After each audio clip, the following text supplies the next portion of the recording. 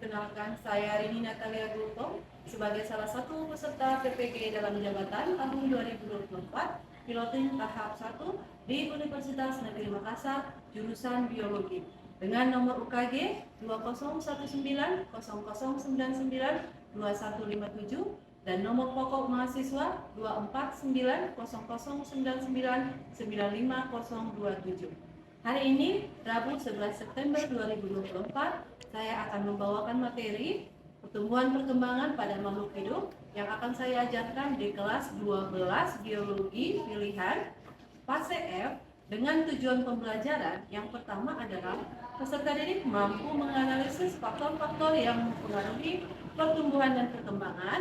Lalu yang kedua, peserta didik mampu merancang eksperimen sederhana untuk faktor-faktor yang mempengaruhi pertumbuhan dan perkembangan.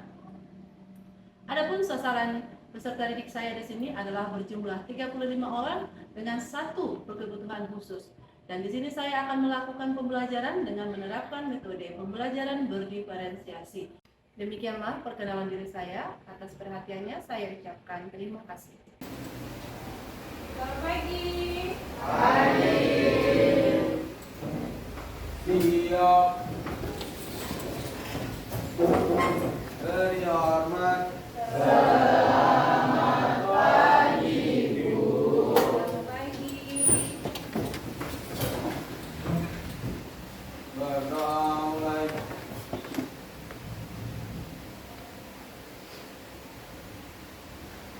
Mohon selesai. Gimana kabarnya hari ini? Alhamdulillah. Sehat kan? Ibu mau cek kehadiran dulu ya. Silakan, namanya didengar. Jadi ketika Ibu panggil nanti angkat tangan dan dijawab ya. Anda, Anissa Nabila, Aulia Putri, Bella Kaneva, Bunda Bintang, Cahaya Rizky, Priyani, Raffi Akbar. Ada yang belum Ibu panggil? Oh, Aziz ya, Muhammad Abdul Aziz. Oke, sudah semua kan? Sudah. Nah, sebelum kita mulai pembelajaran, coba dicek dulu di bawah mejanya soal fungsinya dan dilaci. Kalau masih ada sampah, buang dulu ke tempat sampah. Asli, coba periksa di bawah kursi meja dilaci. Kalau masih ada sampahnya, dipastikan sudah bersih ya. Kalau masih ada sampah, buang ke tempat sampah. Dapat? Gimana? Oke? Oke. Siap ya untuk belajar? Oke. Nah, minggu lalu kan kita sudah membahas tentang definisi pertumbuhan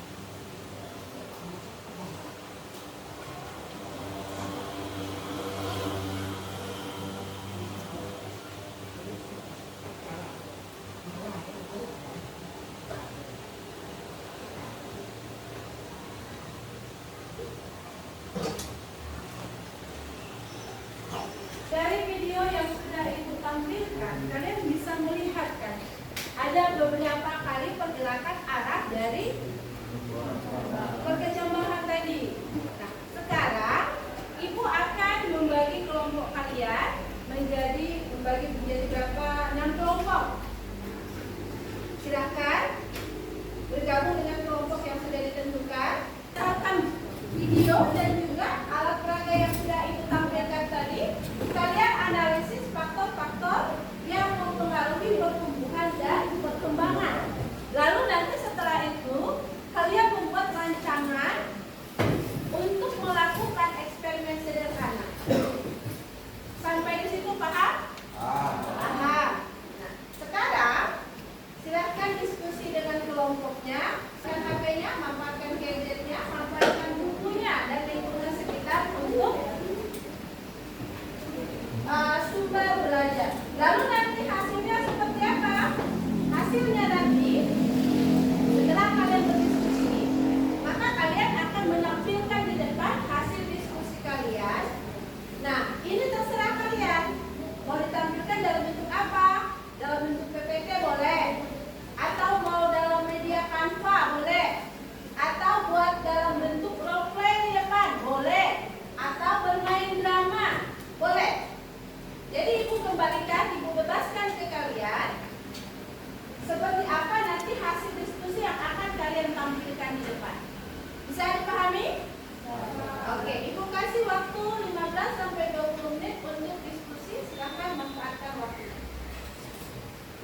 Kalau tanaman ada tidak di rumah tanaman? Tumbuhan. Ada. Tanaman apa? Apa? Ada rambutan enggak? Enggak ada. Ada bunga? Kembang ada ya? Nah, Depan pernah enggak nyiram kembangnya? Oh, belum pernah. Terus kalau misalkan pohon mangga ada enggak? Ada. Ada enggak buahnya? Belum berbuah, tapi batangnya besar ya? Oh, itu namanya bertumbuh. Nah, kalau dia sudah menghasilkan bunga, menghasilkan buah, berarti dia bertumbuh dan berkembang, ya? Coba nanti kalau di rumah kamu ikut siram tanaman, boleh tidak sama mama papa? Tanya, boleh tidak saya nyiram gitu ya? Ditanya ya? Oke. Nah, kamu diskusi dengan teman-temannya ya? Oke. Temannya dibantu ya? Sudah? Sudah bisa tampil kira-kira? Itu waktu lagi? 5 menit lagi boleh? Paham ya? Berarti ya, dapat semua ininya berarti ya? Oke.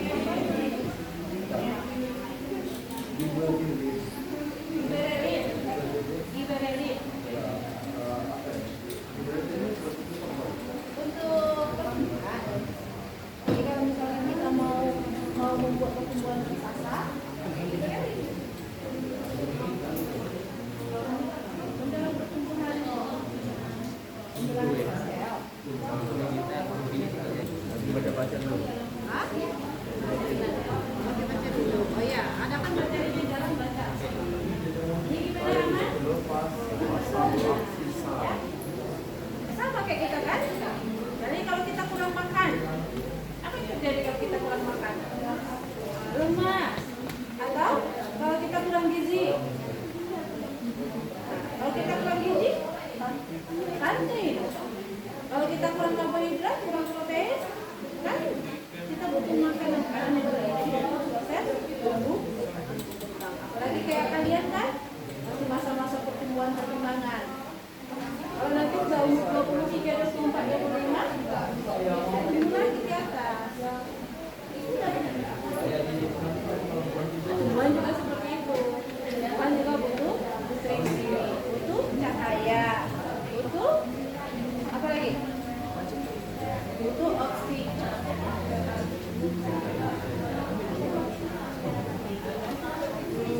Apa lagi? Ada faktor gen, ya kan? Melalui pertumbuhan. Ya.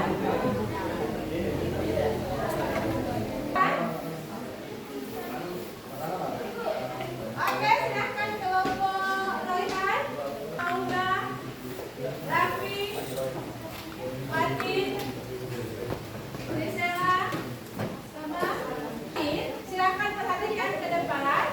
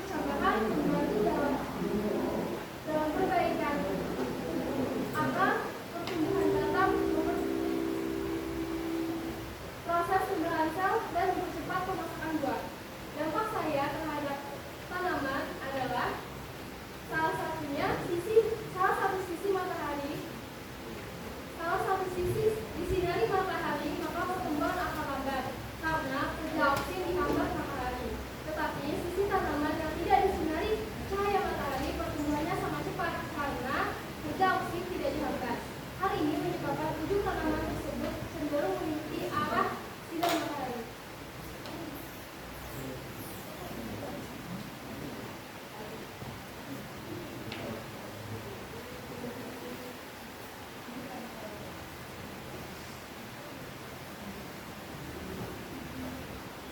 Nah, lalu datang hormon sitokin. Hai, saya hormon sitokin. Tugas saya mencegah keberhasilan dan bekerja sama dengan hormon auksin. Saya juga dapat mempercepat pertumbuhan tunas, pertumbuhan ujung daun, dan akar. Fungsi saya pada tanaman adalah merangsang proses pembelahan sel dan mempengaruhi pertumbuhan tunas dan akar. Dampak saya pada tanaman yaitu pada cahaya yang tinggi menyebabkan tanaman masih bisa tumbuh dengan baik, walaupun terjadi kekeringan atau kekurangan nutrisi dalam tanam tempatnya tumbuh.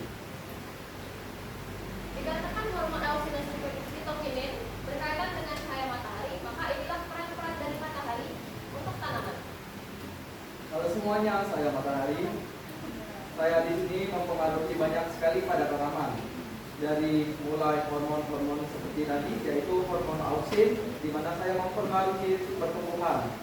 Yang tidak terkena oleh cahaya saya, pertumbuhannya akan lambat, tetapi batangnya tidak akan kuat. Sedangkan yang terkena cahaya saya, warnanya akan cenderung lebih terang, tetapi itu sering dianggap orang normal. Padahal normalnya hormon auksin yang tidak terkena saya bekerja lebih baik. Jadi jangan salah sangka ya, saya ini membantu pertumbuhan. Nah, tiba-tiba suatu hari di ekosistem tersebut pasokan airnya berkurang hingga membuat tanaman ini menjadi kurang sehat. Hingga datanglah asap oksisan. Hai, saya adalah asam oksisan yang merupakan salah satu hormon tumbuhan yang menghambat pertumbuhan sel pada tumbuhan. Saya dibuat dapat tahun per menit melalui pembuahan oksidatif di dalam organel sel tersebut. Asam oksisan dibuat di daun dan akar dewasa tumbuhan lalu diangkut ke jaringan yang membutuhkan. Saya berfungsi untuk mendorong germinasi benih dan tunas. Hormon oksisan melakukannya dengan cara menghambat pertumbuhan dan mendorong sintesis protein tumbuhan. Fungsi saya yang lain sebagai penumpukan stomata pada saat pertumbuhan, menghambat pembelahan dan ekspansi sel.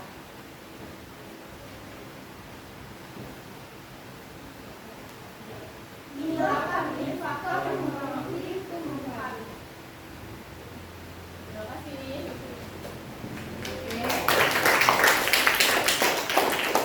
Meluruskan sedikit ya tadi yang disampaikan oleh si Rehan tentang fungsi auksin, bahwa auksin itu akan bekerja dengan baik ketika tidak terkena cahaya matahari. Nah, maka pertumbuhannya akan cepat. Tetapi batangnya biasanya lebih lemah dibandingkan dengan yang tumbuh di tempat yang terkena cahaya matahari. Itu ya. Tadi kan Rehan menyampaikan lambat ya, pertumbuhannya lambat kalau tidak terkena cahaya matahari. Itu yang tertangkap oleh ibu. Nah, jadi ibu luruskan sedikit, itu aja. Silakan dilanjutkan Nabola ke sesi tanya jawab. Oke, baik, jika teman-teman ada yang kurang paham ataupun dengan materi yang kami bawakan, silakan bertanya. Silakan jika ada yang mau bertanya. Baik, Aji silakan. Oke, ini saya mau bertanya, kenapa tanaman di luar terkena sinar matahari itu selalu bengkok ke arah sinar yang disinari matahari, lalu mengarah ke matahari? Oke, baik, terima kasih atas pertanyaannya. Silakan. Kenapa tanaman lebih cenderung bengkok ke arah tempat yang disinari matahari? Karena hormon auksin itu bekerjanya di tempat gelap. Sehingga ketika tanaman di satu sisinya tidak terkena cahaya matahari, hormon tersebut akan menumpuk di suatu sisi. Sehingga hormon yang terkena cahaya matahari akan sedikit ada auksin, sehingga tanaman itu bengkok dan mengikuti arah matahari. Seperti yang dapat kita lihat dari video yang awal tadi, makanya ketika posisi cahaya mataharinya berpindah, tanaman itu ikut bengkok ke arah cahaya cahaya matahari.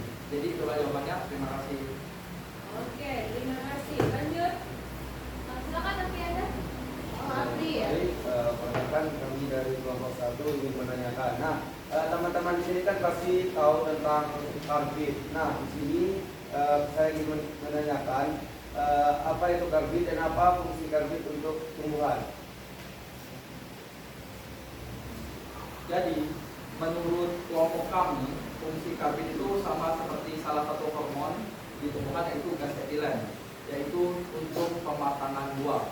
Jadi karbit itu adalah bahan sintetis atau bahan pengganti gas etilen itu sendiri.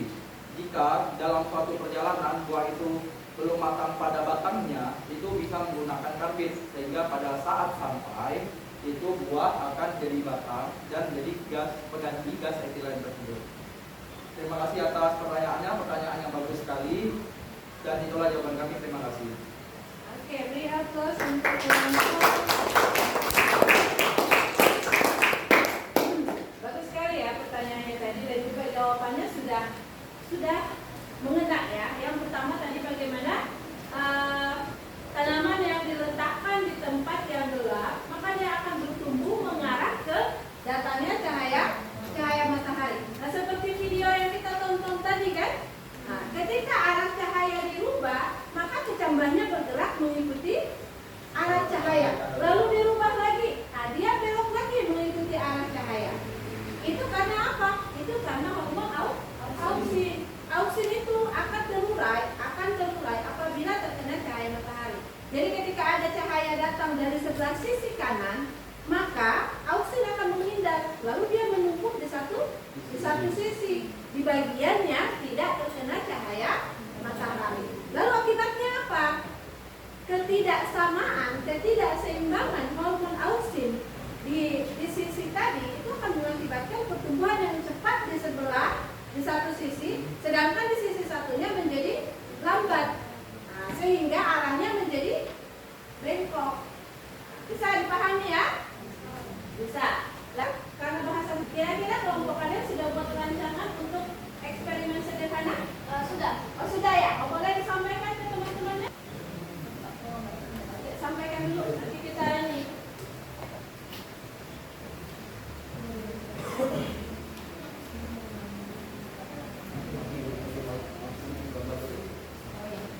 Nah, sambil disampaikan ke teman-temannya, kira-kira seperti apa rancangannya? Boleh gak? Ini dia temannya di belakang kelihatan gak ya?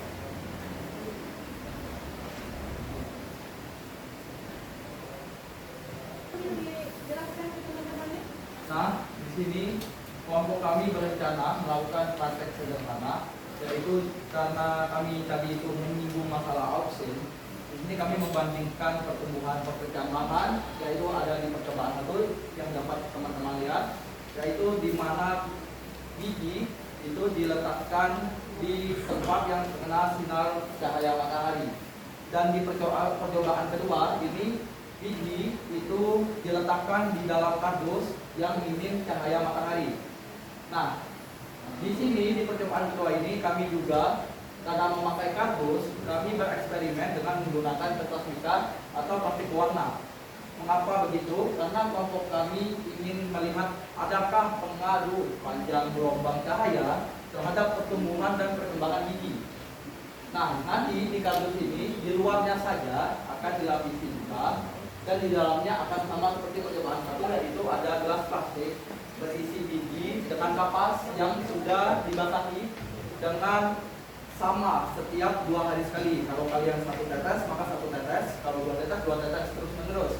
Dan percobaan ini akan dilakukan selama 9 hari dan akan dipantau dan akan nanti dipresentasikan dan dijelaskan setelah 9 hari dan dibuatkan makalah untuk perbandingan. Berarti nanti hasilnya berupa grafik data gitu ya? Iya. Hari pertama berapa tingginya, hari ketiga dan seterusnya gitu ya? Iya. Oh, jadi kalau Ibu perjelas, maksudnya di sini plastik berwarna. Plastik apa kira-kira yang mau dipakai? Plastik mica. Plastik mica. Terus kardusnya ini plastiknya itu satu apa ada beberapa? Plastik mica kan ada berwarna-warna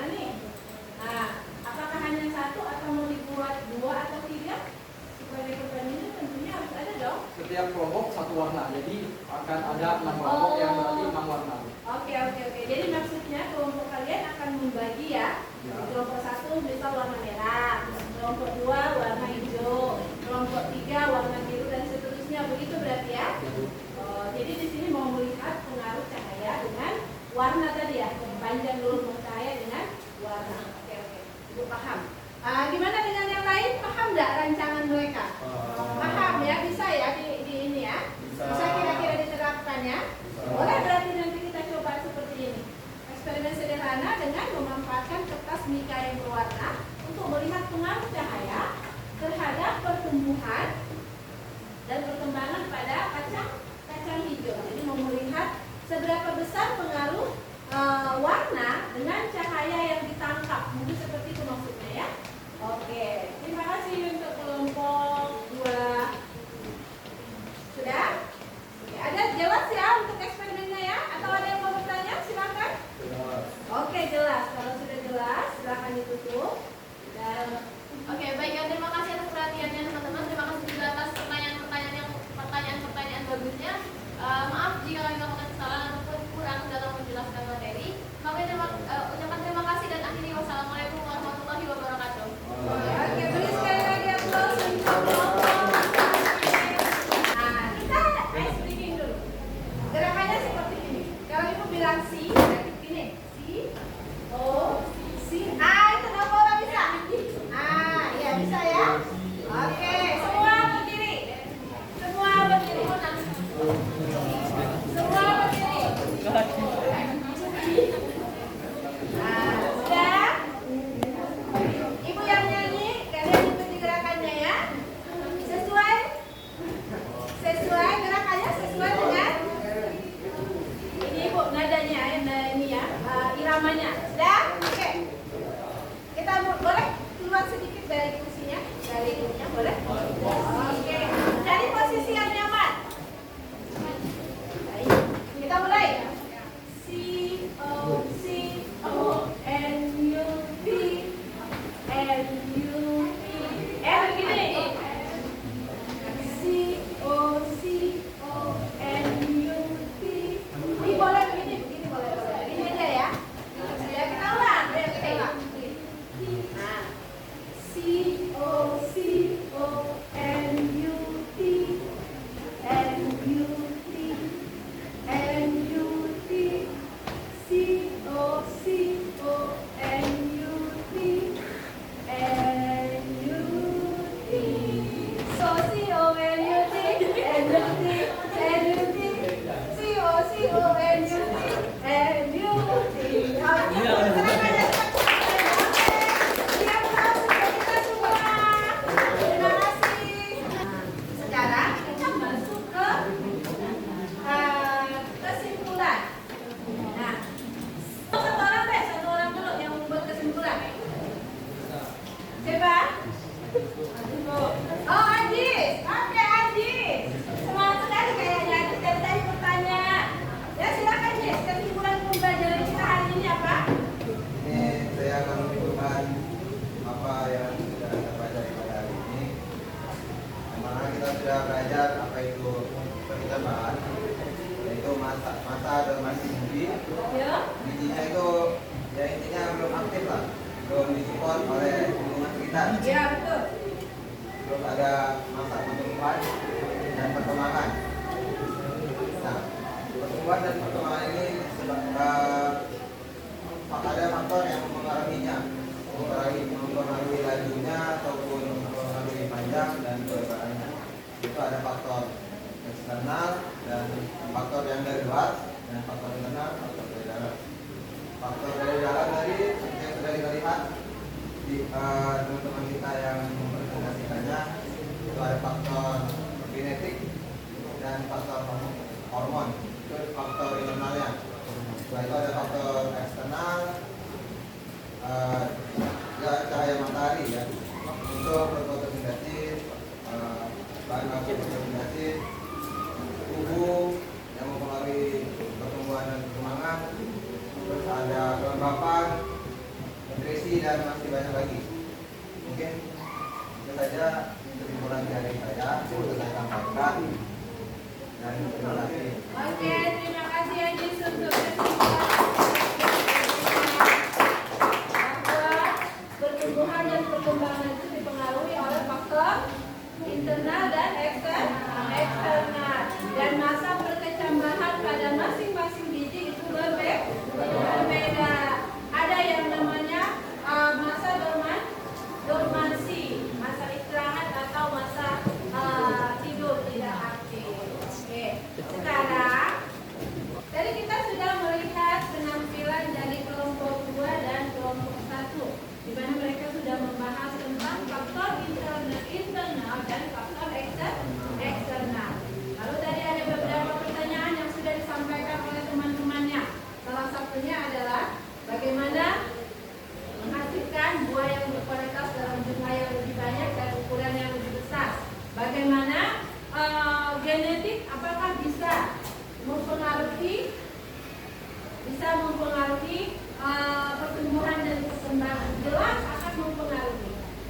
Sebagaimana kita tahu kalau dalam pewarisan sifat yang menentukan sifat keturunannya adalah genetik, adalah gennya, gen yang akan diwariskan kepada keturunannya. Tetapi kita tidak bisa menampik, kita tidak bisa menyangka bahwa ada faktor eksternal yang akan berpengaruh terhadap pertumbuhan dan perkembangan. Seperti yang sudah dijawab oleh Royhan tadi. Ada faktor internal berupa gen tadi, ada faktor internal berupa hormon, ada faktor eksternal berupa suhu, kelembapan, nutrisi, dan juga di mana tumbuhan itu bertumbuh.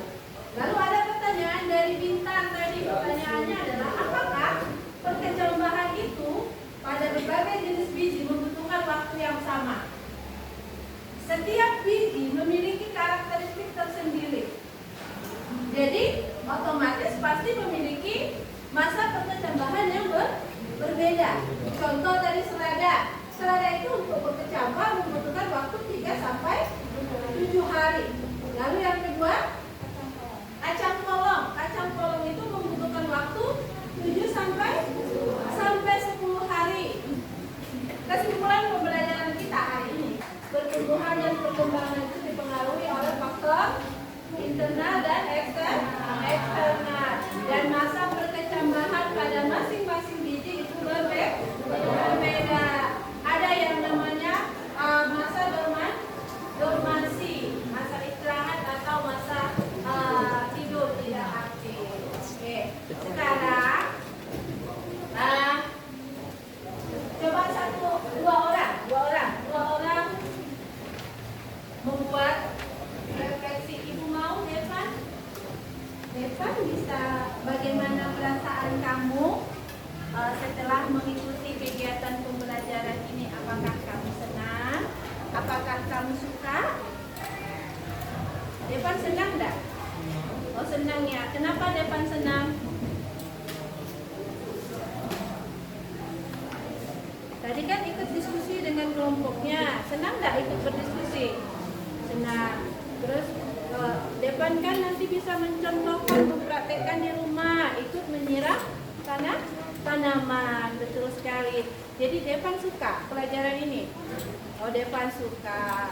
Oke, kita kasih aplaus untuk Devan. Boleh?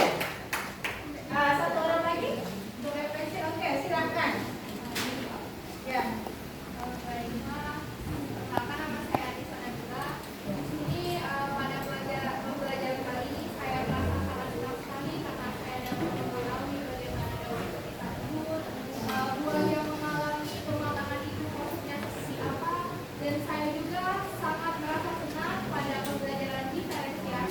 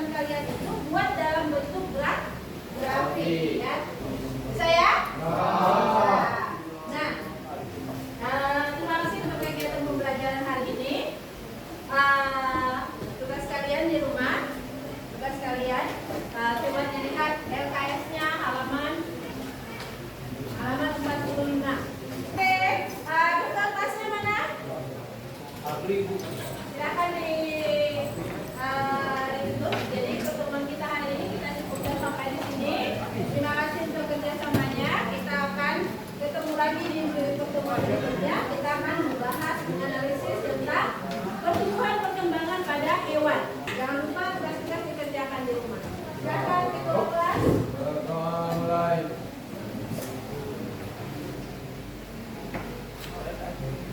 Doa selesai. Siap. Beri hormat.